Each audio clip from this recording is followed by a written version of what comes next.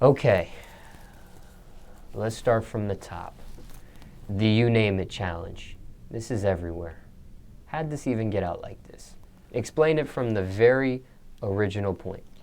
The You Name It challenge. Man, it started with a sermon by this pastor, and then I'm known for remixing almost everything. It was perfect timing, man. I seen Thanksgiving was coming up. I decided to remix the sermon that she was talking about food, potatoes, chicken, lamb, turkey, whatever. And I trapped it out. I just, throw that bounce on it, throw some 808s in it, throw the vocals on there. And then I dropped the track. Kids went crazy.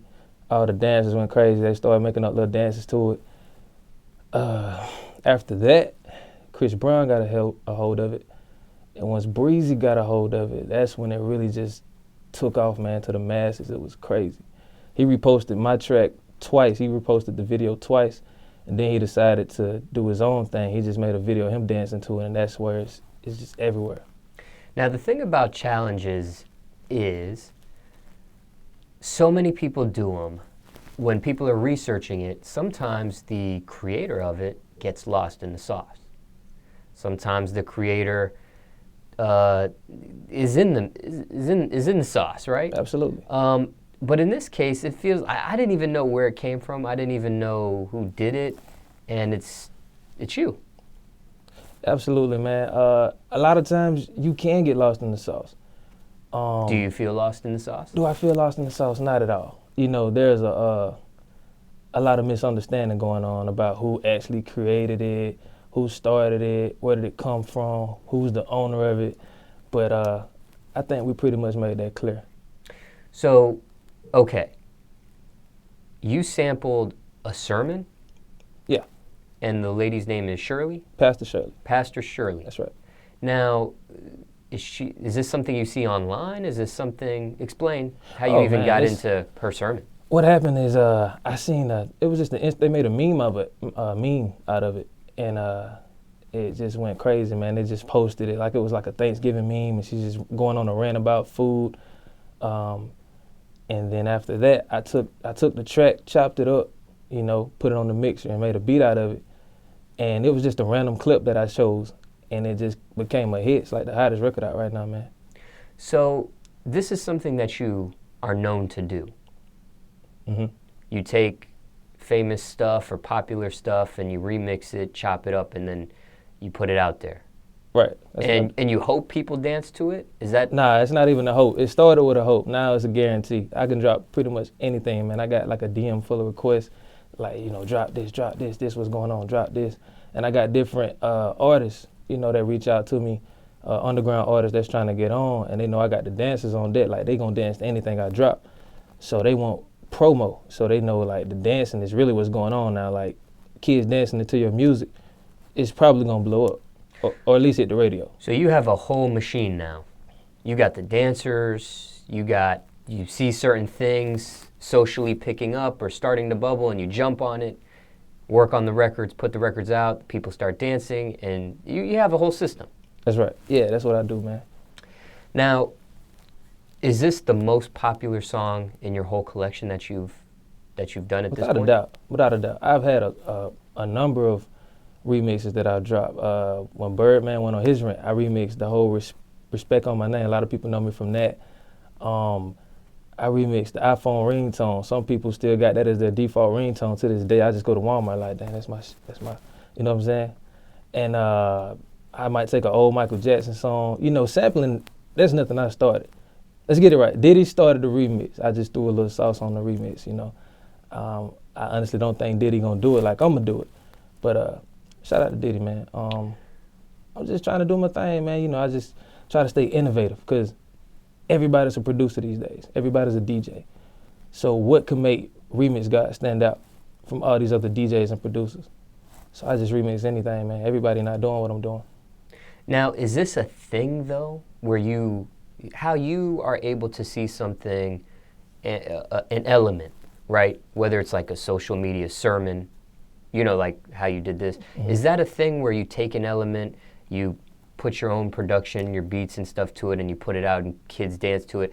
Is that like a thing? Are people in competition with you to do that? You know what? I really don't see any competition. I got a little homie, shout out to Graphic Music. He's been doing his thing.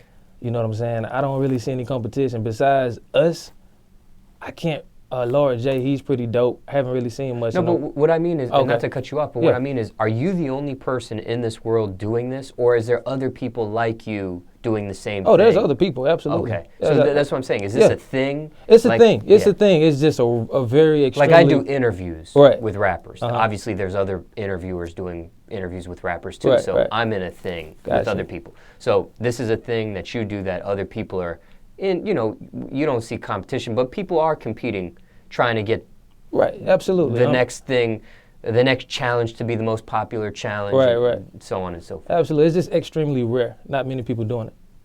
So it's not a lot of people like yourself doing it, but there are people. There's definitely people doing it. Yeah, absolutely. Right. Now, what other stuff have you remixed? Talk about your catalog that you've remixed before this one really popped up. Before this one blew up, it's gonna sound crazy, man, but it was this Simpsons clip, man. It's called My Ding-a-ling, man. It's like a cartoon type joint, and I wasn't gonna do. I was like, man, that's ridiculous. I'm not remixing those, you know. So I actually did it, and it just went crazy. It went everywhere. Made a lot of money off that, by the way. But yeah, man, it went crazy, and like I did Michael Jackson, man. Was it Rockin' Robin? That went crazy. Matter of fact, shout out to 50 Cent. He reposted it like twice, man. Showed mad love, man, and it's just I take anything, bro. Speaking of catalog, man, man, I got a long list, bro. You've done a lot. I've done a lot, But this man. is the most popular. This is. I'm not gonna say it's gonna be the most popular because I got a lot of other stuff after this. Like this is definitely not it, but it is the most popular. It's the at most, this point. Right now, absolutely, yeah. At this point. Now, okay, so you remix the sermon just like other stuff you remix and chop up samples and put your own beat to it. And how does this actually get out? Do you actually just like put it on your SoundCloud and people just take it? Or do you give it to your system of dancers and they do their thing with it and it gets popular from that point? Or how did this one in particular? I used to do that. I used to give it to the dancers. Now it's to the point where social media is everything, man. I drop it on SoundCloud. I got like, almost 12 million views on my SoundCloud. Instagram is my big thing. I drop it on Instagram.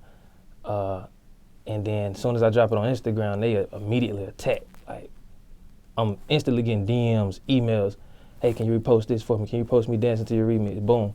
YouTube, I'm probably about to hit 6-7 million views on there. I put it on YouTube. I put it on all my social media so everybody, get a chance to look at it. And then 24 hours, it's a wrap. It's gone. So on your own social media platform, that's where you get it out now. You don't have to rely on dancers to dance to them.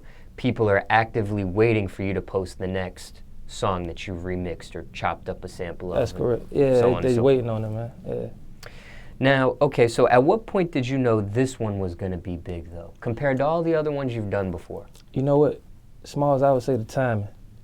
I mean, she's talking up, like if you listen to the whole remix or the sermon itself, however you want to do that, Thanksgiving coming up, I knew it was going to be big. Did I know it was going to be this big? Absolutely not.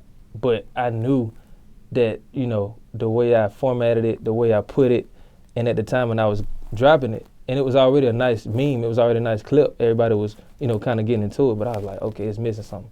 Let me trap it out a little bit and throw some 808s behind and see how it sounds.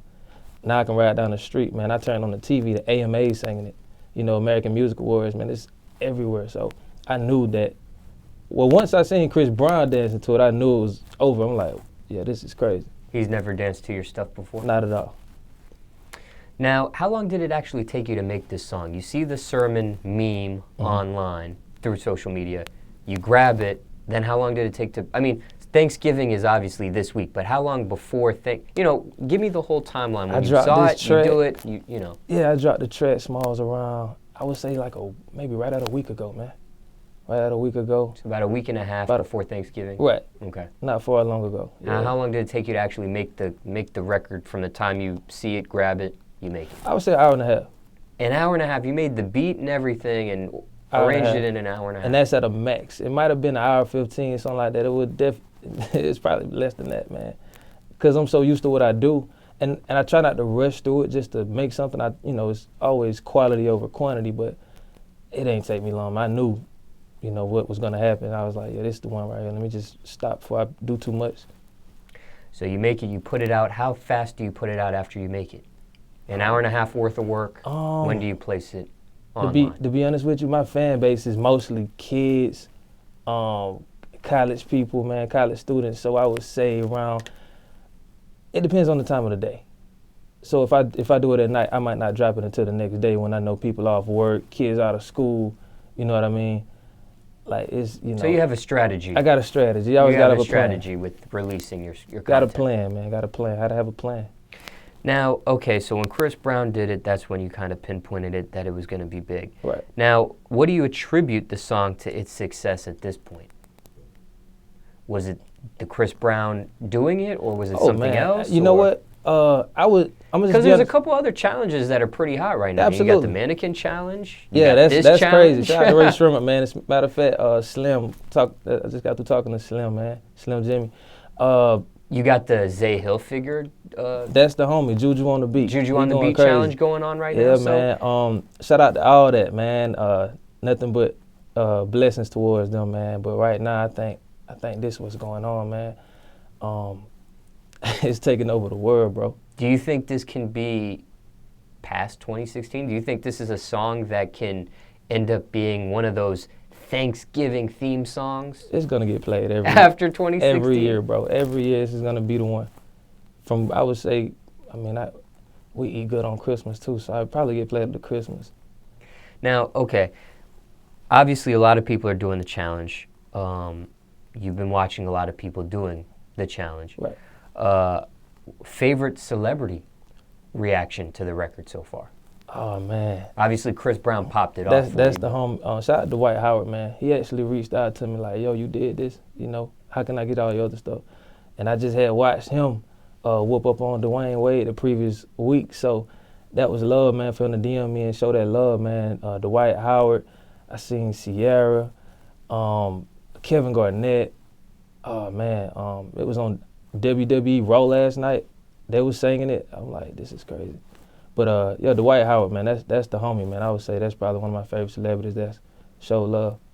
Weirdest fan reaction to the record? Oh, weirdest fan reaction. What's the weirdest thing you've seen online, people doing the challenge to, or something that's just like, wow, this is crazy? Well, I seen these two Caucasian chicks in church. They actually performed it in church this past weekend, and that was kind of weird. It kind of threw me off, man. It was like, maybe not, let's not do that. But it was cool, man. It's all love. Did you name it the Who Named It challenge?